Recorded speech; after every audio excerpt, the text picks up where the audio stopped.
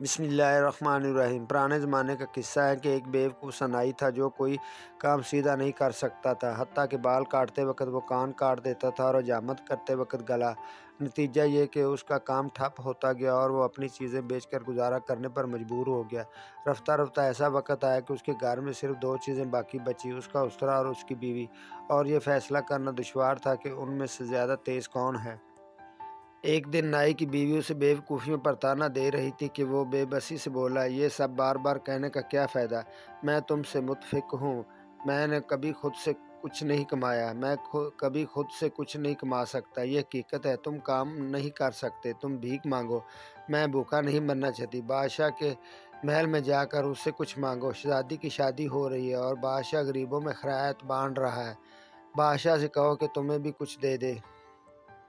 نائی نے ایسا ہی کیا اور بادشاہ کے محل میں جا کر اس سے کہا کہ وہ نائی کو کچھ بھی دے دے۔ کچھ بھی؟ کیا دوں؟ بادشاہ نے پوچھا۔ اب نائی کی بیوی نے یہ تو نہیں بتایا تھا کہ اسے کیا مانگنا چاہیے، اور نائی کا اپنا دماغ کچھ سوچنے سے قاصر تھا۔ اس نے پریشان ہو کر کہا، کچھ بھی دے دیں، کچھ زمین دے دوں۔ بادشاہ نے پوچھا۔ نائی کی جان میں جان آئی کہ وہ کچھ بھی کے مسئلے سے نکلا۔ وہ بولا، ہاں، کوئی بھی زمین دے دیں۔ بادشاہ نے اسے شہر سے باہر ایک اجڑی بجری زمین دینے کا حکم دے دیا۔ نائی گھر واپس پہنچا تو بیوی نے پوچھا، تمہیں کیا ملا ہے؟ جلدی دو تاکہ میں روٹی خرید کر لاؤں۔ نائی نے زمین کا بتایا تو وہ آگ بگولا ہو گئی اور اسے خوب ڈانٹا کہ ایسی غیر آباد زمین ہمارے کس کام کی۔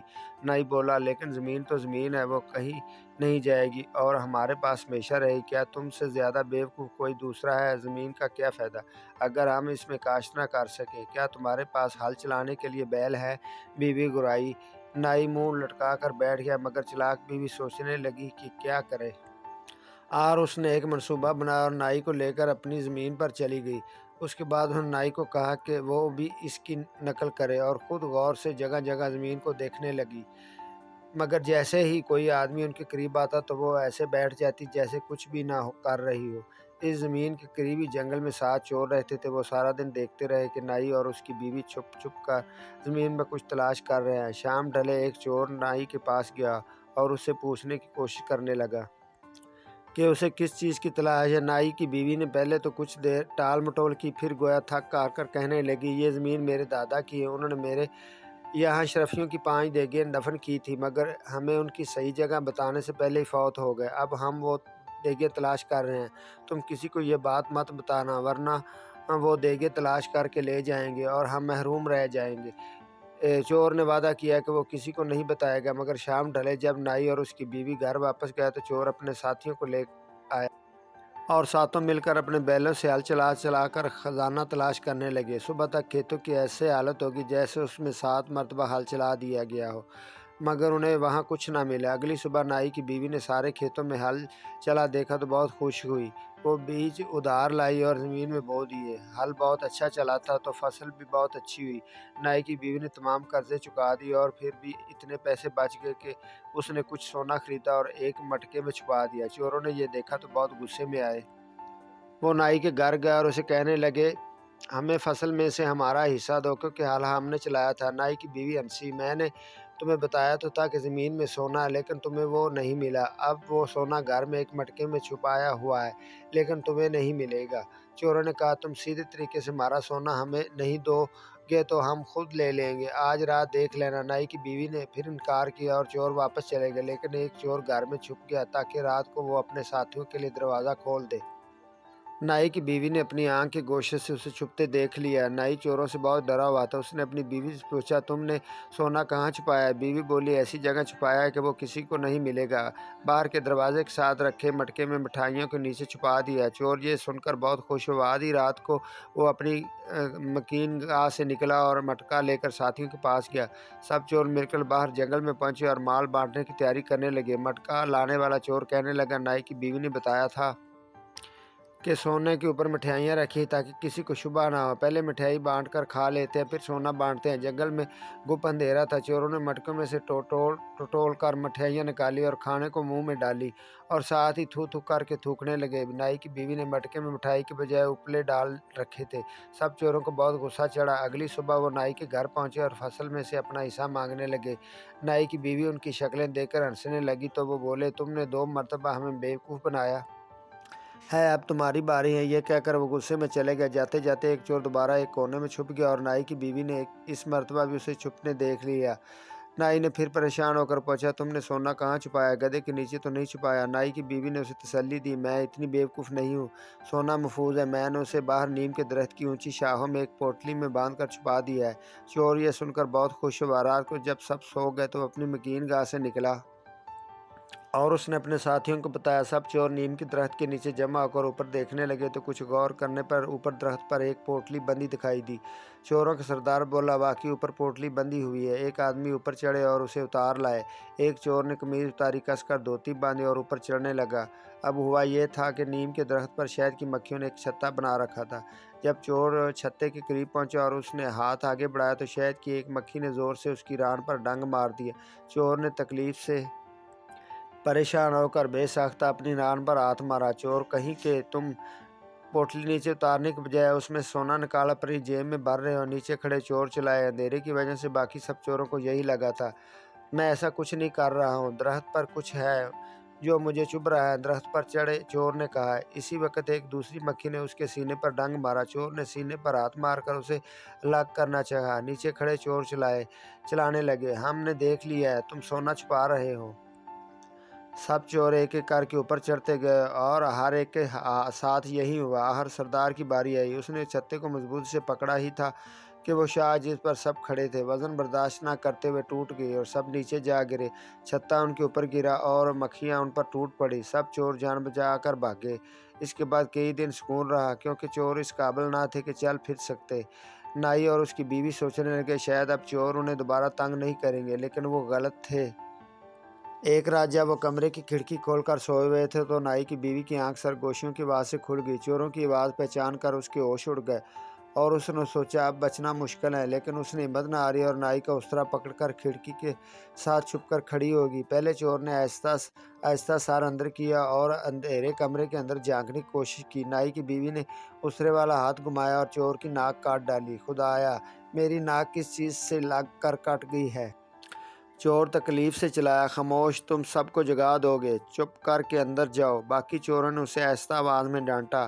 نہیں، میں نہیں جاؤں گا، میری ناک سے خون بہہ رہا ہے۔ چور کراہا، بزدل، تمہاری ناک کھڑکی کے پٹ سے ٹکرا کر زخمی ہو گئی ہے اور تم رو پیٹ رہے ہو، میں اندر جاتا ہوں، دوسرے چور نے کہا اور کھڑکی طرف بڑھا۔ جیسے ہی اس نے سار اندر کیا تو نائی کی بیوی نے اپنا استرا چلا دیا اور اس کی ناک بھی کٹ کر جا گری۔ خدایا، اندر واقعی کوئی تیز چیز ہے، چور تکلیف سے چیخا۔ بانس کی کوئی کھانچ نکلی ہوگی، تم ایک طرف ہو، میں دیکھتا ہوں، تیسرے چور نے کہا اور اپنا سر کھڑکی سے اندر ڈالا۔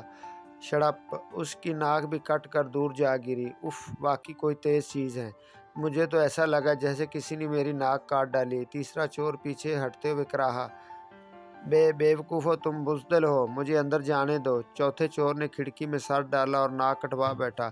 پانچویں اور چھٹے چور کے ساتھ بھی یہی ہوا اور سردار کی باری آ گئی۔ ساتھیو، تم سب زخمی ہو گئے۔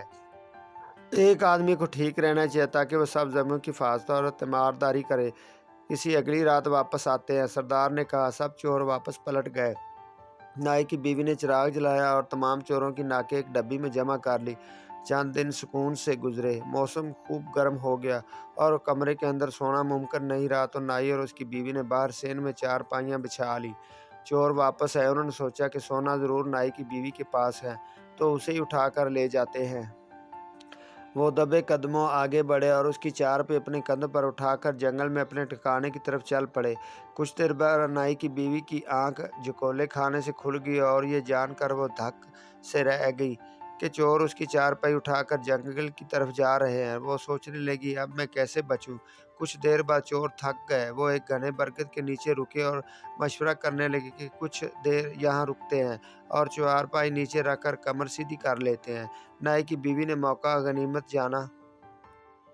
اس نے تکیوں کے اوپر چادر ایسے ڈالی کہ لگتا تھا کہ وہ بستر پر لیٹی ہے اور برگد کی ایک لٹکتی جڑ کو پکڑ کر اوپر چڑھ گئی اور شاخوں میں چھپ گئی۔ چوروں نے چارپائی کندھوں سے اتار کر نیچے زمین پر رکھ دی اور فیصلہ کرنے لگے کہ پہرے کہ پہلی باری کس کی ہوگی۔ سردار کے نام کا قرآن نکلا، کیونکہ باقی سب ابھی تک ناک کے زخموں کی وجہ سے تکلیف میں تھے۔ سب چور سو گئے اور سردار پہرا دینے لگا۔ نائی کی بیوی کو اچانک ایک خیال سوچا۔ اس نے اپنا سفید دوپٹہ چہرے اور سر کے گرد لپیٹا اور آہستہ آہستہ آواز میں محبت بھرے گانے گانے لگی۔ چوروں کے سردار نے اوپر دیکھا تو اسے چاندنی میں ایک خوبصورت عورت درخت پر بیٹھی دکھائی دی۔ اس نے سوچا کہ ضرور درخت کی پری ہے جو مجھ جیسے خوش شکل اور ہینڈسم مرد پر عاشق ہو گئی ہے۔ اس نے اپنی مونچھوں کو تاؤ دیا اور پوچھا، کون ہو تم حسینہ؟ نیچے زمین پر اترو، مجھ سے خوف مت کھاؤ۔ پری نے جواب نہیں دیا اور عاشقانہ گانے دھیمے سروں میں گاتی رہی۔ سردار نے یہ دیکھا تو خود درخت پر چڑھنے لگا۔ جب وہ پری کے قریب پہنچا تو پری نے ایک سرد آہ بھری اور منہ دوسری طرف پھیر لیا۔ اتنا اداس ہونے کی کیا بات ہے اے پری؟ سردار نے بے تاب ہو کر پوچھا۔ نائی کی بیوی نے اداس لہجے میں کہا، مجھے لگتا ہے کہ تم ایک ہرجائی ہو اور مجھ سے محبت نہیں کرتے۔ لمبی ناک والے مرد ہمیشہ ہرجائی ہوتے ہیں۔ سردار نے اسے اپنی وفا کا یقین دلانے کی بہت کوشش کی مگر وہ نہ مانی۔ آخر نائی کی بیوی نے کہا، ایسا کرو کہ اپنی زبان کو لمبا سا باہر نکالو، میں اسے اپنی زبان سے چھو کر جان لوں گی کہ یہ زبان سچ بول رہی ہے یا جھوٹ۔ چوروں کے سردار نے مخمور ہو کر اپنی زبان خوب باہر نکالی۔ پری اس کے قریب ہوئی اور اس کی زبان کو زور سے اپنے دانتوں سے کاٹ کر 2 ٹکڑے کر دیا۔ سردار تکلیف کی شدت سے زور سے چیخا اور درخت سے نیچے جا گرا۔ کیا ہوا کیا ہوا؟ دوسرے چور جاگ گئے۔ بل بل بل سردار نے اوپر درخت کی طرف اشارہ کرتے ہوئے کہا۔ وہ زبان کٹنے کی وجہ سے بولنے سے قاصر ہو چکا تھا۔ سردار پر جادو ہو گیا ہے، درخت پر ضرور کوئی سیب ہے۔ چور گھبرا کر بولے۔ اس وقت نائی کی بیوی نے اپنے سفید چادر لہرانی شروع کر دی اور منہ سے خوفناک آوازیں نکالنے لگی۔ چوروں کی خوف سے جان نکل گئی۔ انہوں نے بدحواس ہو کر اپنے سردار کو کندھوں پر اٹھایا اور اپنے گھر کی طرف بھاگنے لگے۔ وہ دور نکل گئے تو نائی کی بیوی نے اپنی چارپائی سر پر اٹھائی اور اپنے گھر کی طرف واپس چل پڑی۔ سردار کی زبان کا زخم کچھ ٹھیک ہوا تو اس نے تتلا کر اور اشارے کر کے بتایا کہ اس کے ساتھ کیا ہوا تھا۔ چور اپنی ناکیں اور زبان کٹوا کر اس نتیجے پر پہنچ چکے تھے کہ نائی کی چلاک بیوی سے مقابلہ کرنا ان کے بس میں نہیں ہے۔ وہ بادشاہ کے پاس چلے گئے اور اس سے انصاف طلب کیا کہ وہ نائی سے انہیں ان کی محنت کا معاوضہ دلا دے، لیکن نائی کی بیوی نے اپنا مقدمہ پیش کیا اور ثبوت کے طور پر چوروں کی ناکیں پیش کی۔ بادشاہ نے چوروں کو جیل میں ڈال دیا اور نائی کو اپنا وزیر اعظم بنا دیا۔ اس نے کہا کہ جب تک اس نائی کے سر پر اس کی عقل مند بیوی کا سایہ سلامت ہے، یہ کوئی احمقانہ کام نہیں کر سکتا اور ہمیں اس سے بہتر وزیر اعظم نہیں ملے گا۔